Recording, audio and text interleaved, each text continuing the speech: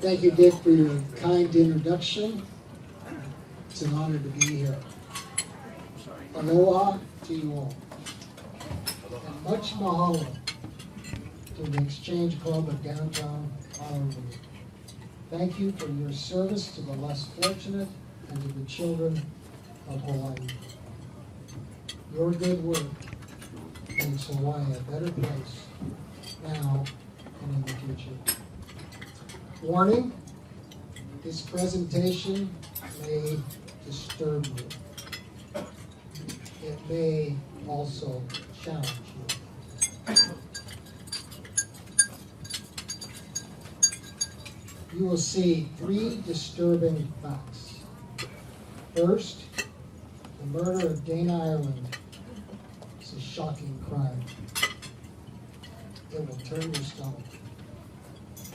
Second, Judges for Justice believes 3 convicted men are innocent. Third, the man who left his DNA on Dana Ireland is still out there. He walks the land free to kill again. Today I will give you an overview of the crime, tell you why we believe the convicted men are innocent.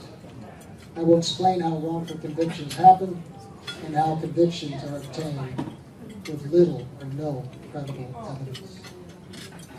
At the end, I will challenge you to take action, to do what you can to help. On December 24th, 1991, 23-year-old Dana Ireland was riding her bicycle in the Kapoho area of the Big Island. It's about 30 miles south of Hilo. About 5 p.m., a motor vehicle ran her over. All the evidence indicates the driver intentionally ran her over. He tried to kill her. You are looking at a crime scene photo of Dana's bike. Note, a pedal has been torn off. Note, the seat has been torn off. The rear rim is completely caved in. We call the collision site crime scene 1. After running her over, the killer, or killers, put Dana in a vehicle and take her to a remote location, a fishing trail about 5 miles away, in an area called Wawa. Here she's dumped into some bushes, sexually assaulted. After the assault, she's left to die.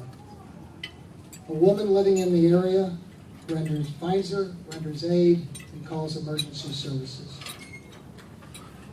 Dana Ireland dies of internal bleeding at 12:25 a.m. Christmas morning, 1991, at the Hilo Hospital. This map shows the approximate locations of the crime scenes. Crime scene 1 is at the bottom of the map. The orange arrow points to it. Crime scene 2 is at the top of the map. On the right is an actual crime scene photo for crime scene 2. Notice the blue object. It is a blue t-shirt, and it is soaked with Dana Ireland's blood. That blue t-shirt is the most important evidence in this case. If you don't do anything else, follow that blue t-shirt. It's the key to understanding this case.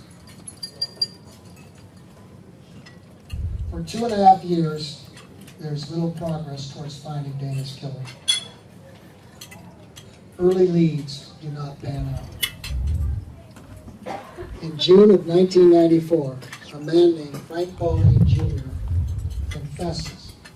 At the time, he was serving time for a rape conviction in Alava prison on Oahu. Frank Pauline confessed to his involvement in the murder of Dana Ireland. Pauline said he was riding in the purple 1957 Volkswagen Bug with 2 brothers, Albert Ian Schweitzer and Sean Schweitzer. Pauline stated that Ian Schweitzer was driving and ran over Dana Ireland.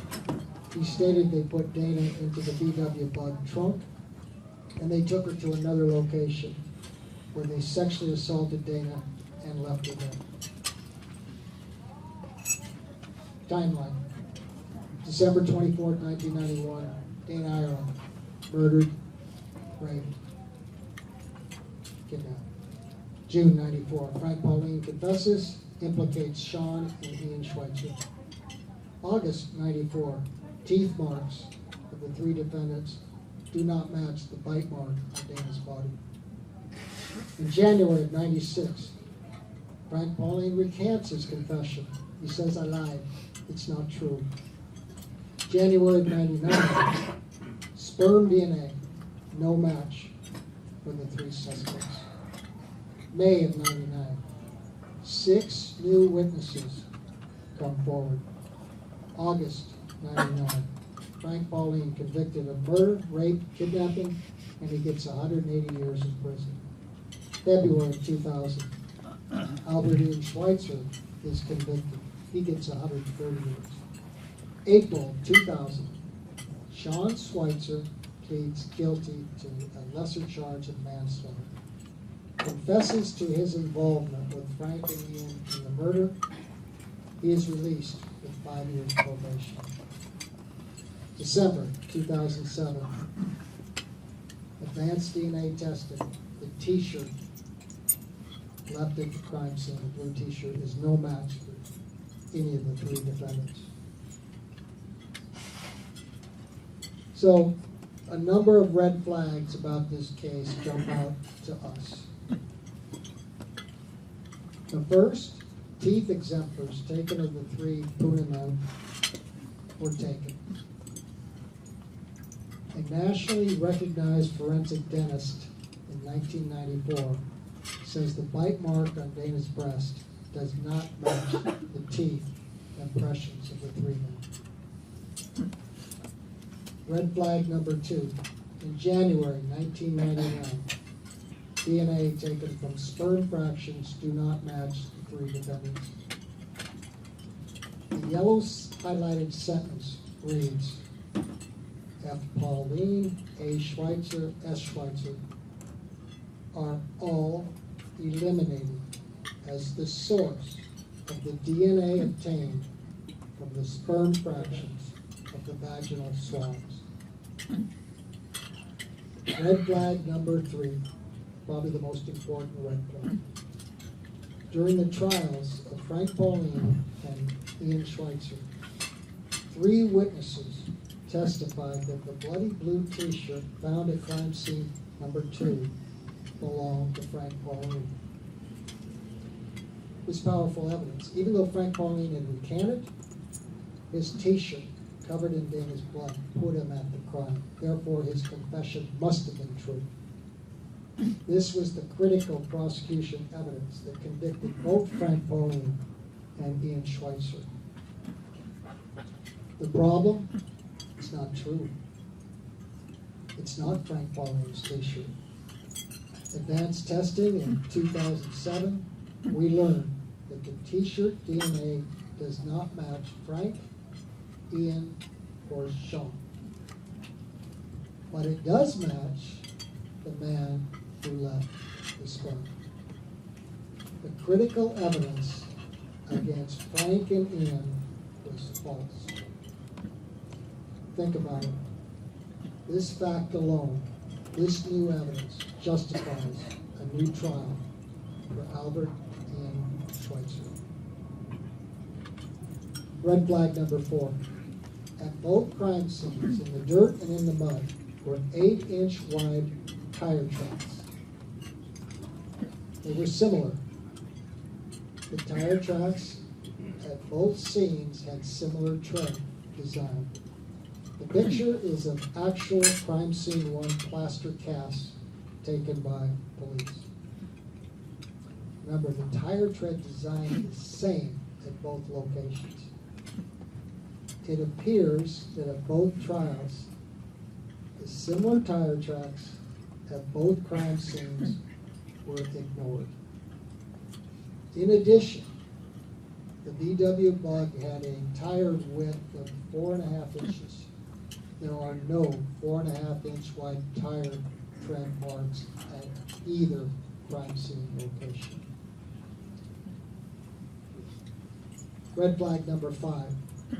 In any confession, you look for facts that only someone at the crime would know.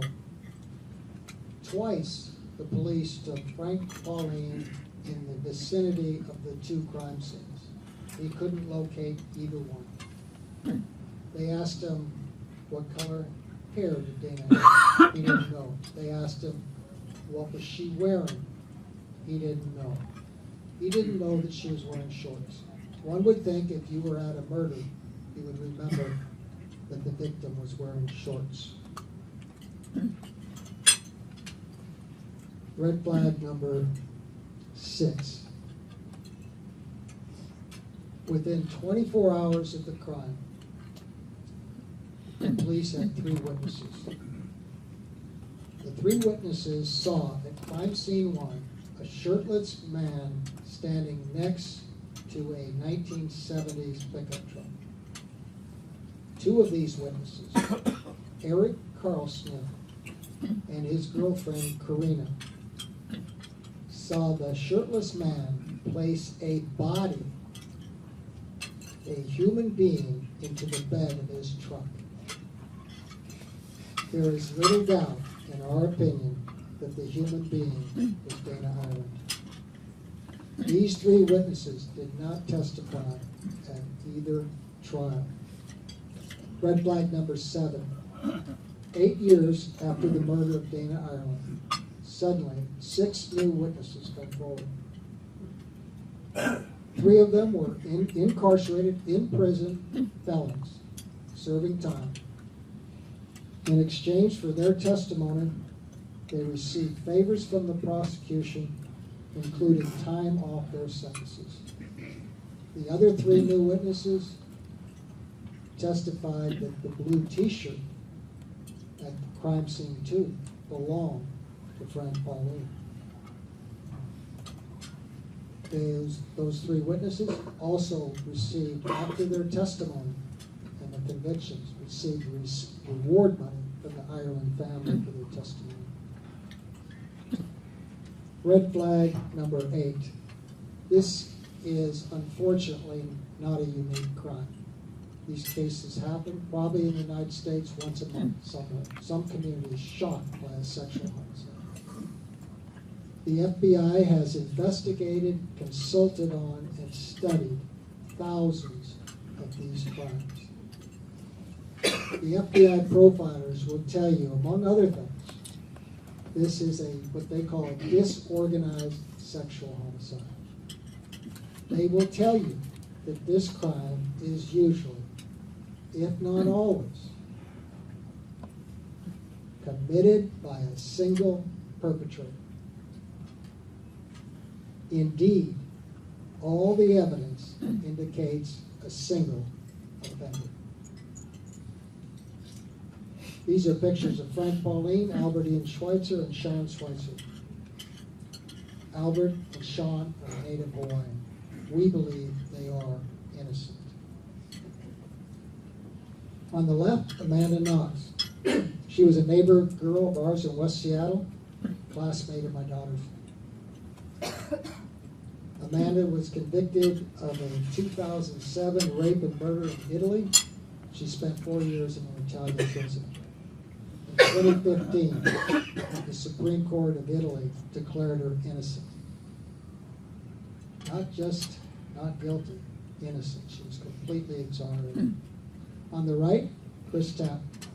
Chris Tapp was convicted of the 1996 rape and murder of Angie Dodge in Idaho.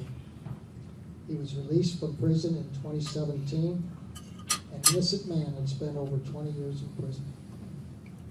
The Hawaii case, the Italy case, and the Idaho case have striking similarities. One, the underlying crime is a shocking, disorganized sexual homicide. 2, male DNA left at the scene does not match the people convicted. 3, in each case, inflammatory media convicted them long before they ever got to trial. In each case, dubious witnesses were presented. The University of Michigan Law School keeps a website called the National Registry of Exonerations. Since 1989, there have been 2,307 exonerations for serious felonies in the United States of America. 117 of these exonerees have been on death row. This is potent evidence that sometimes our justice system gets it wrong. The United States has 3,143 counties or county equivalents. When a prosecutor in a county has a wrongful conviction, he or she is not particularly interested in how to prevent the wrongful convictions in the future. Not so in Canada. Canada has a single federal system. They have studied their wrongful convictions and they ask themselves, how can we prevent these awful tragedies from happening in the future? In 2004, the Crown prosecutors in Canada issued their report. One of their leading conclusions was the cause of wrongful convictions. Quote, a leading cause of wrongful convictions in Canada and in other countries is tunnel vision and its perverse byproduct of noble cause corruption.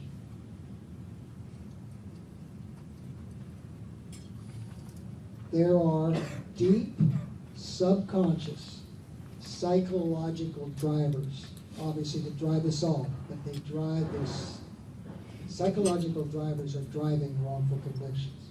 It all begins with a shocking crime. A shocking crime is deeply emotional to us all.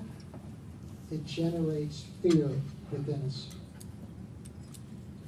When a shocking crime goes unsolved, pressure mounts on the police and prosecutors.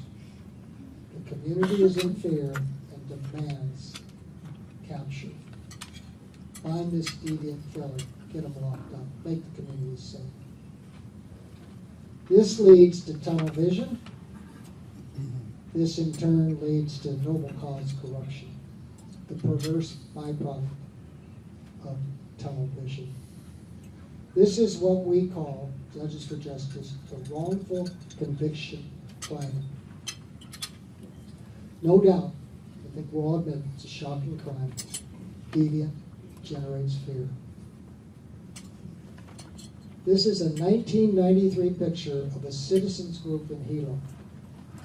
They were named Citizens for Justice for Victims of Violence.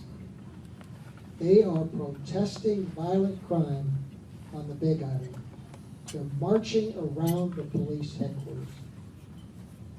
Notice the Dana, Ireland sign? They were also protesting other unsolved crimes like the murder of Yvonne Matheson, a police officer's wife.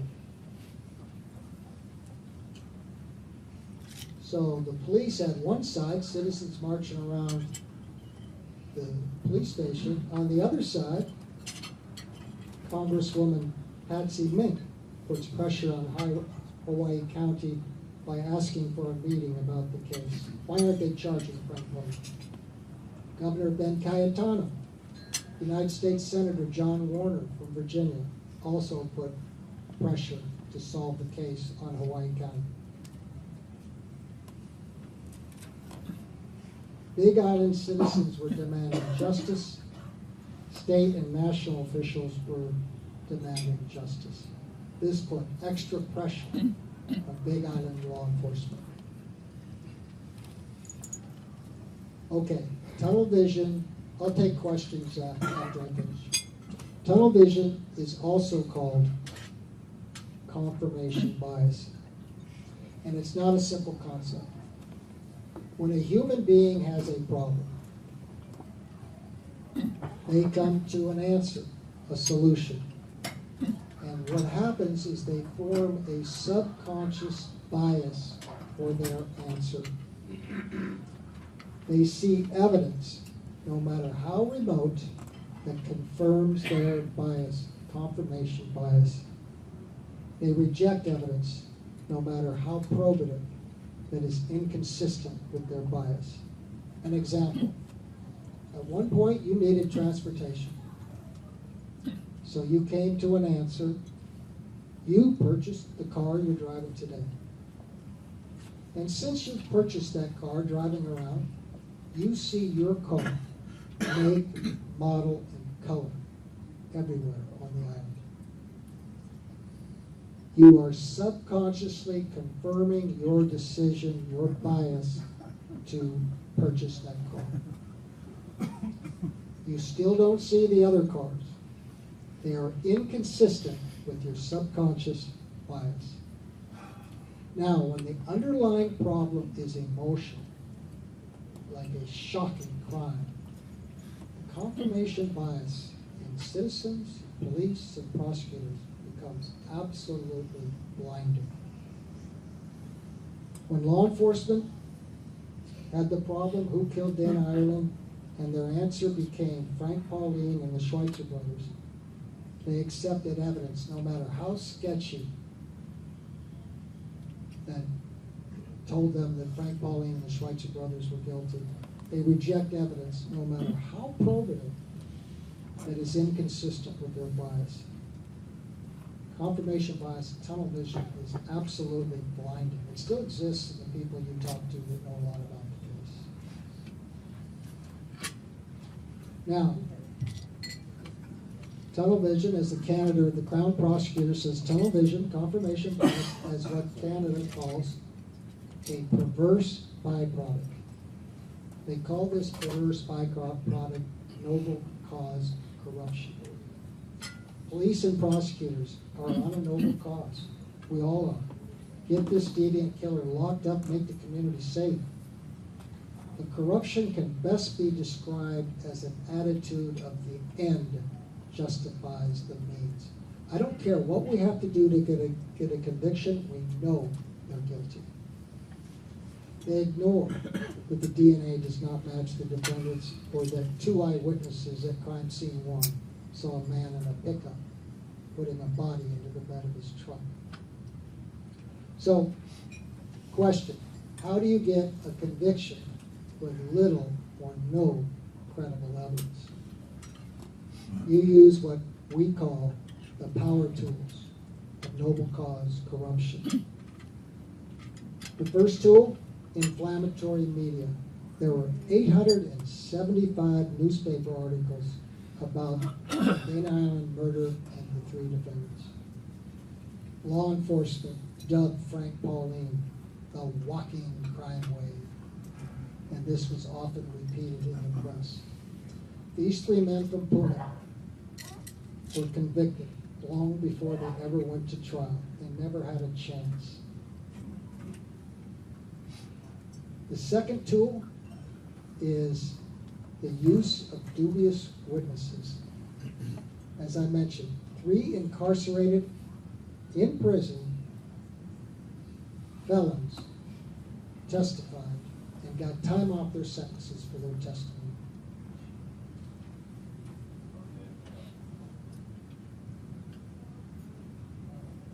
Three other witnesses testified that the blue t-shirt was Frank Pauline's.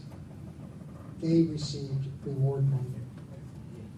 These incentivized witnesses were not developed. They did not come forward. They were not developed by the law enforcement until 8 years after Dana Ireland was murdered. It jumps out at me that this is noble cause corruption. The third tool, law enforcement just ignores that the bite mark on Dana doesn't match the defendants.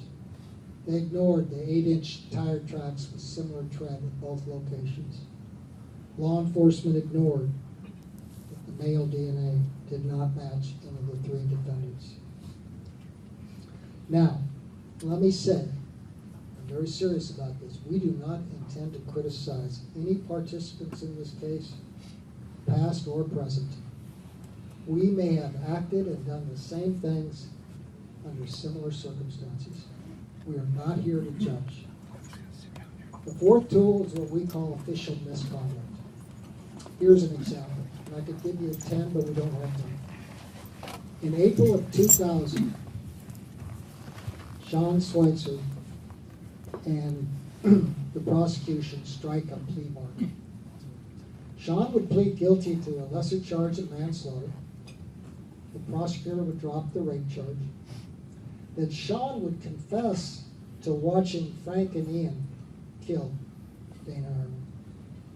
If Sean confessed, he'd be given credit for time served and be released from custody with 5 years probation. After the plea deal was struck, the prosecutor announced in a press release that Sean Schweitzer had taken a polygraph in support of his confession, and he passed. He passed the polygraph. To me, that's end of story. I'm sitting in Honolulu, I read the Star-Advertiser that Sean implicated Ian and Frank in the murder, and he passed the polygraph in support. End of story. Those guys are guilty. The problem? It was not the truth. It was not true he passed the polygraph. The truth, he failed the polygraph. What does Judges for Justice do? Judges for Justice is a neutral, impartial, and independent organization. We do not take a dime from either side. We compile information and perform a thorough review. We bring in relevant experts, publish their reports on our website. We garner media attention. We create, probably the most important thing that we do is we create comprehensive videos of innocence. In this photo, you see 5 citizens outside the Bonneville County Courthouse. They were part of a grassroots organization that had sprung up because of our innocence videos in the Idaho case. When the judge and prosecutors drove into the courtroom that morning, they saw a whole bunch of people, about 10 of them, who thought that this guy, Chris Stapp, was innocent.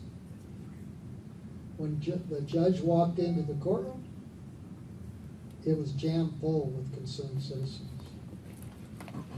The national media was filming from the jury box. After this hearing, the judge started ruling in favor of Chris Stapp. He was released in March of 2017. Now, what we try to do is break this concrete that's around a wrongful conviction, this bias, to get people to get to a neutral and impartial point of view. If you can get to a neutral, impartial point of view, you'll see that these 3 men are obviously innocent. Question: if a tree falls in the forest and there's no one there to hear it, does it make a sound? I don't know. However, I do know that we can make a powerful and comprehensive video showing that the 3 Puna men are innocent. But if no one watches our video, it's not making a sound. It's not making an impact. So we have created, some of you have watched it already, a comprehensive video of innocence. It's called Who Killed Dana Arnold? And now we are on a campaign to get people to watch the video. We've had ads in the Big Island newspaper, Hawaii Tribune Herald. We've had ads in the Star-Advertiser newspaper. We had an ad in the Hawaii Bar Journal. We have had ads on Facebook, all to get people to watch the video. We send emails to over 3,000 Hawaii residents talking about the case, encouraging them, a lot of them attorneys. In addition, we may have filed an amicus brief with the court in Hilo. Now this is an example. This is the November 28, 2018 front page of the Star-Advertiser. To date, we have generated almost 7,000 views of our comprehensive video of innocence. 90% of those views are from the state of Hawaii. The video is changing the court of public opinion. This man, Abraham Lincoln, listened to this man. Frederick Douglass was an escaped slave who came to the North. He became an orator and an abolitionist. Frederick Douglass recognized, like all of us do, why you're here, that most people are of goodwill. Most people will not tolerate injustice. But good people cannot stand up to injustice unless they are aware of it. That is why Frederick Douglass spoke in churches, in town halls, to newspapers in the North. He exposed the evils of slavery, America's greatest shame. People listened, including Abraham Lincoln. No longer could they ignore the injustice in the southern states.